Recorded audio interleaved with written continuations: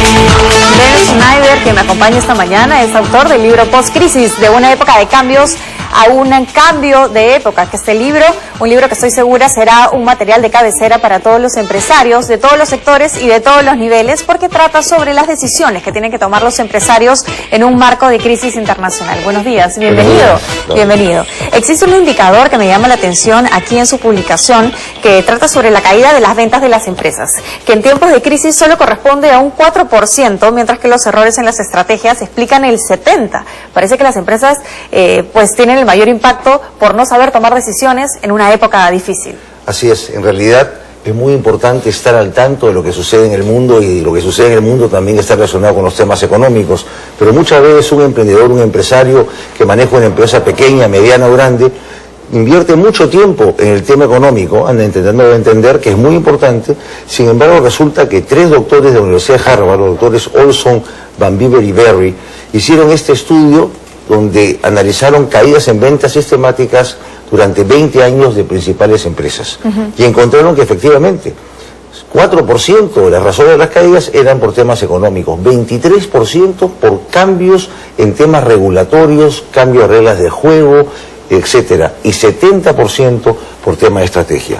Por ejemplo, de ese 70%, el 15% se debía a empresarios que habían subestimado a la competencia de bajo precio, pensando que su marca por sí misma los iba a defender, ¿no? 10% dentro de ese complejo de 70 se refería a empresas que habían distraído su foco principal y dedicado a las mejores mentes a actividades operativas, en vez de atesorar o optimizar aquellas que le daban derecho a reclamar una posición en el mercado. ¿Están preparados los empresarios peruanos para adaptarse a una nueva toma de decisiones en la crisis en la que se encuentra en la crisis internacional, que todavía no nos ha tocado porque nos sentimos panacea todavía, pero bueno, ¿estamos adaptados para esto? Bueno, nosotros en el Perú hemos vivido épocas de turbulencia en los 80s, en los 90s, más bien en la última etapa, ¿no es cierto? Los últimos 10 años hemos tenido una etapa de oro, ¿no es cierto? Lo que es importante es entender que el mundo interconectado tiene una condición de turbulencia, ¿no es cierto? Y podríamos decir que en el mundo interconectado lo único estable será la inestabilidad, tema que ya dominamos los latinoamericanos, ¿no es cierto?, del pasado. Pero es muy importante, como tú decías, no caer en complacencia, ¿no? Nosotros no podemos creer que la economía va a funcionar en automático, ni que nuestras empresas van a funcionar en automático, ¿no? Estamos interconectados, hemos visto en las últimas semanas algunos reajustes en la economía de Estados Unidos y nos pega un poco en el tipo de cambio, de pronto la confianza, y eso es algo que no debería suceder. ¿Por qué? Porque hemos salido adelante siempre apostando a largo plazo. La crisis internacional que tú mencionas se da justamente por una deformación de la institución de la empresa, ¿no? Donde se dejó de pensar en el largo plazo. Cuando se ha pensado en el largo plazo, en los últimos 20 años, el Perú ha eliminado más o menos 7 millones de compatriotas, dejaron la condición de pobres, ¿no? En los últimos 8 o 10 años. 75 millones en América Latina, casi 1.000 millones de personas en el mundo.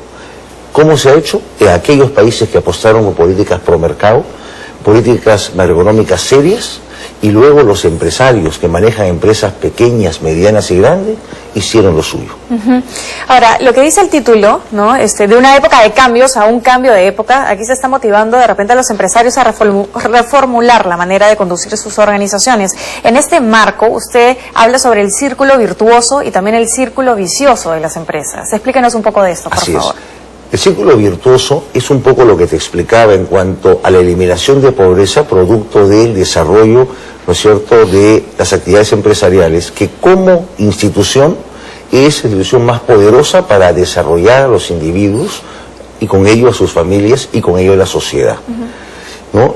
En los últimos 20 años el número de consumidores en países emergentes se ha duplicado, llegando a 2.400 millones de personas. Para el año 2025 eso se volverá a duplicar. El 50% más del consumo del mundo se va a justificar en el 2025 por los países emergentes donde estamos nosotros. Eso es parte del círculo virtuoso. No solamente eliminar pobreza, todavía quedan en el mundo 1.000 millones de pobres que deben ser, digamos, rescatados, sino que se ha consolidado una masa de personas de clase media, pujante, joven en promedio, que quiere consumir, quiere avanzar. Y sobre todo en estos últimos meses, ¿no? Porque se ha anunciado que se ha incrementado la clase media a nivel de América Latina, ¿no? Así un mercado es. sumamente interesante. Te doy un ejemplo con la industria de telefonía móvil. Hoy en el mundo hay 6.000 millones de abonados de telefonía celular. Los primeros 1.000 millones tomaron 20 años en consolidarse. ¿Sabes cuánto han tomado los últimos 1.000 millones? ¿Cuánto? Apenas 15 meses. ¿No? Eso es un reflejo del desarrollo del consumo, la pujanza, círculo virtuoso. Pero ¿qué nos muestra la crisis del año 2008? ¿No? Por eso digo, no cabe duda que estamos en una época de cambios, pero deberíamos verla como un cambio de época, un antes y un después del 2008.